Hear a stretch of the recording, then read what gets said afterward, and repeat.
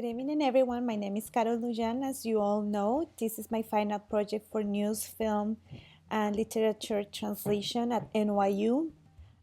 This is a Master's of Translation. To begin, I'm gonna make like a brief introduction of what subtitling is and what it requires. Introduction. Subtitling a movie requires many steps. A subtitler needs not only to be knowledgeable about the two working languages with all of their cultural nonsense, but also she needs to have a technological talent. For my final project, I decided to work on subtitling the movie El Control.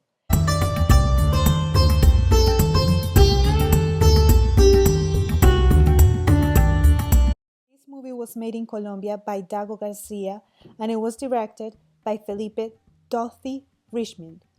The story basically narrates the living of a family when the television arrived to their home.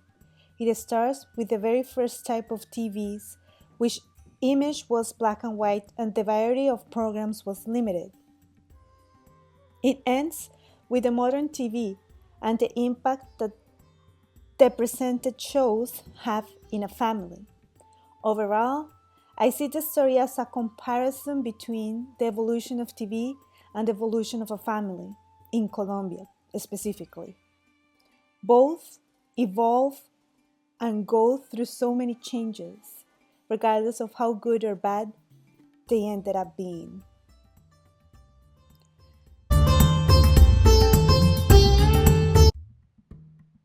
Over here we can see how I needed to elaborate the script in Spanish since I didn't have a master. So I needed to listen to the movie several times, specifically to the portions that I chose to subtitle.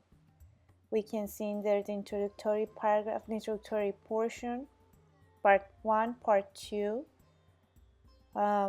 We go all the way down until part 3.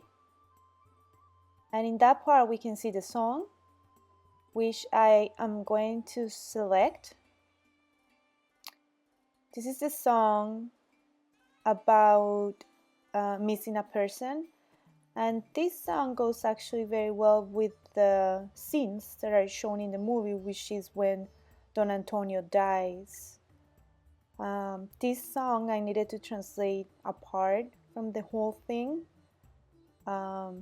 and it was a very nice experience. If we go down, we're gonna see the portions. I'm gonna show you the portions that I translated in the movie, but first, this is the translated song. So we can see on the left the Spanish version, and on the right is the English version.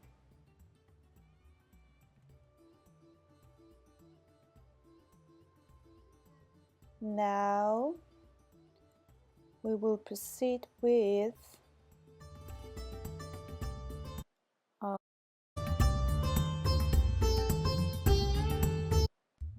the five. These are the 5 parts I selected to subtitle. These parts I decided to do because I think those are the main parts, the most important ones that show the circumstances that mark the family Cuevas. Okay, on this part we can see how Mr. Don Antonio is preventing his family from watching a kiss and how he tells the maid to turn off the TV. This is very fun. The second part is more or less about in the middle of the movie, and it is when Fernando Jose, the main character, goes to college. In there he's exposed to contradictory ideas about television and mass media, and he starts to enter in a type of confusion. Like, he was very confused towards what TV was. At the beginning, it was TV was part of his living, and it was like that family, that time, like when they were watching TV, was the time that the family had reserved to be together. It was like more like a family time for them. And when Jose Fernando goes to college, he is exposed to things like capitalism and how the owners of mass media mediums control the messages that are presented in TV, and how those messages affect the way that people think and heighten those stereotypes about machism. Here is the third scene, the third portion I selected, which is when when Don Antonio passes away, and how hard it was for the family to go through that situation, especially for Fernando Jose, because he was very attached to his dad, even though they fight and they have their differences. His dad was very important in his life. The fourth portion is about the changes that the family has thanks to television, which confirms what Fernando Jose learned in college about the powerful effect that the messages that people watches in TV has over their decisions. So over here was Christmas, and Fernando Jose was giving away TVs to every single member in the family, so everyone was having a TV in their rooms. This is like, it presents like a modern TV, like a flat screen TV, and everyone is very happy because of it. But now that they have TV, they decided to get cable TV, which gave them more variety in programs and shows and more channels. Since they were having so many channels, they were so focused on watching TV and forgetting about doing their chores, and their decisions were just mainly based on what they were watching TV. For example, in here, Fernando Jose's mom is watching these telemarketing channels, and she keeps on calling and buying things over the phone. And in here, his wife is watching programs about fitness, and she keeps on doing exercises all the time. She's all the time exercising and trying to burn calories. And over here, his brother-in-law is just watching games, soccer games. In here, he is actually scolding his son because he's flunking his school subjects for watching too much TV, and his son starts to speak like with a Mexican accent because he's always watching Mexican shows. This is very interesting. The last part is about when Don Antonio's spirit leaves the family. This is like a part of when I in my research paper I mentioned that the movie has certain parts where fantasy is shown, and this is one of those parts where they showed that in reality, Don Antonio's spirit was always with them, sharing the family moments and everything. But when he sees that Fernando Jose, his son, is ready to take the lead of the family, and that he has matured enough to take care of them, of every single one of the members in the family, then Don Antonio feels that it is time for him to really leave the home. So his spirit walks away, knowing that his son is going to do a good job with his family, and his son is going to take care of them, regardless of the problems or obstacles that might come in their lives.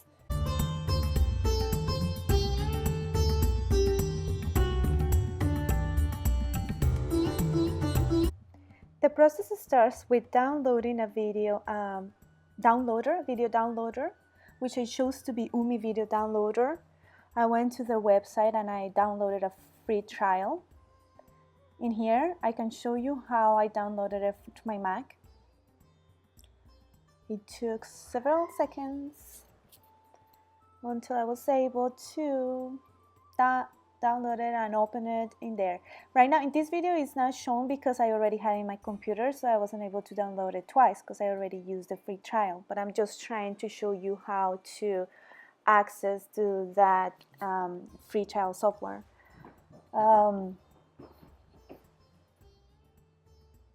When you have Umi downloaded in your computer, you just open it, and when you open it, you are going to see like a pop box. In that pop box, you need to paste the link of the movie from YouTube that you need to download in your computer. So I tried to do it. I went to my YouTube account, through YouTube. I searched the movie. Once I found it, I opened it. I went to the search bar. I copied the link of the movie. I went back to Umi and I pasted in the box. Then it gives you the option to accept it. Once you have downloaded your movie to your computer, you go to your YouTube account. You open the tag of videos and video manager. In there you can see that I have the movie over here, so I can't upload it once more, but I'm just showing you so you see how to do it when you're working with a new video. So in there you have the upload, you just click there, you have the arrow, you click the arrow opens the folders in your computer. I usually save it in my desktop, so I usually go to my desktop and in the search bar I type the name of the movie. I don't have it in here because I have already uploaded it to YouTube, so what I did was just to delete it from my computer to save some space. You can also save it in your video, so you can also go to videos and you can find it in there. I don't have it because of the same reason I deleted it. Once you find it, you just click choose. When you click choose, it will open in your YouTube, and that's the process. Once you have your video in your YouTube account, what you need to do is to open the video, and you're gonna see in Video Manager, you select your video, the video you're gonna subtitle, and you can select in there the subtitling options. I'm not doing it because I already have started with this video and I don't want to delete what I have done, but then you click in there when you're going to add your subtitles and it box pops. In here what we have is both the scripts, the Spanish one and the English version. In there I was just selecting line by line to make sure that I have the right word count that is required per line, and also making sure that I have not exceeded the 2 lines.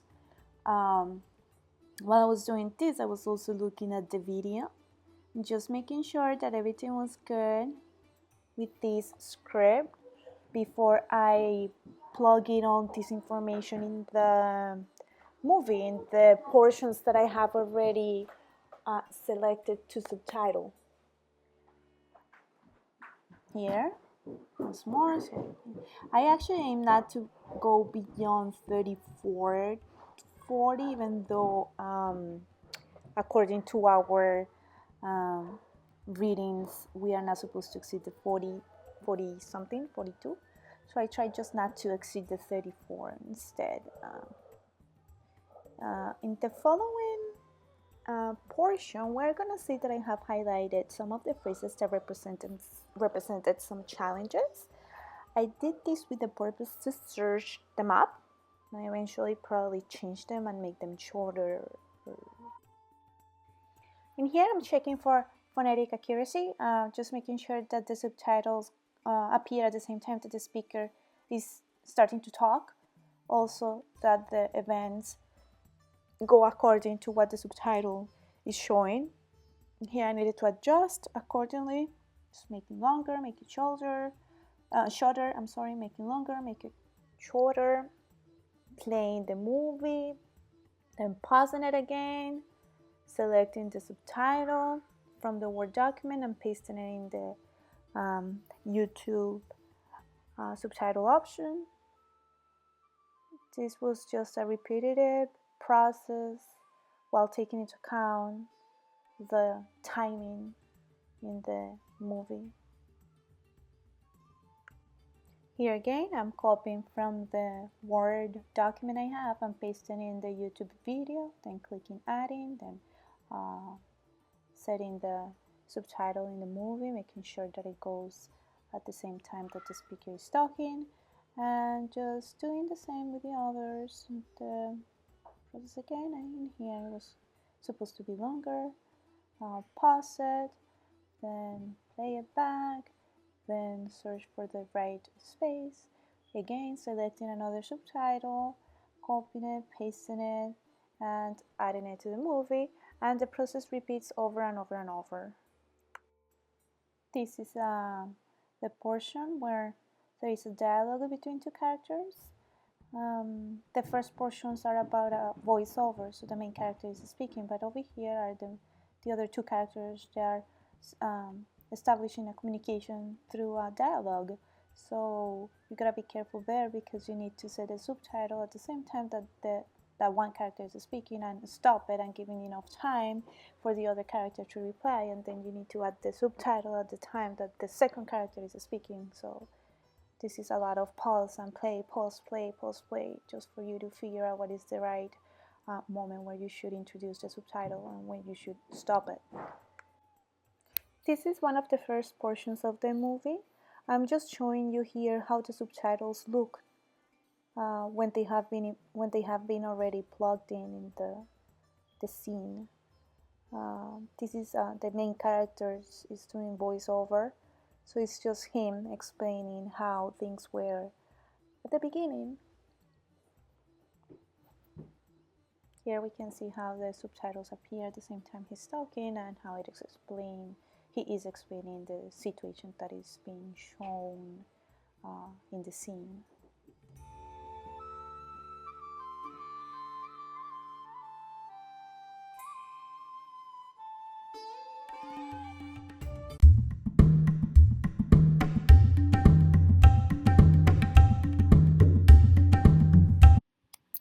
In conclusion, the process of subtitling a movie, even though it seems simple, it is not. It requires a lot of work and time and a lot of paying attention to detail. During this process, I learned a lot. I learned how to create the script of a movie. Even though I know I didn't do it like an expert because it was my first time, but I learned that you need to have the master script in order to do a better job. Also, you need to pay attention to the word count, which is essential during this process. The best thing that I could say about this experience was the result, like how proud you can feel after you have invested so many hours in the work you are doing. I will continue learning more about this, and I really appreciate Professor Lowe for her patience and for her knowledge, sharing her knowledge with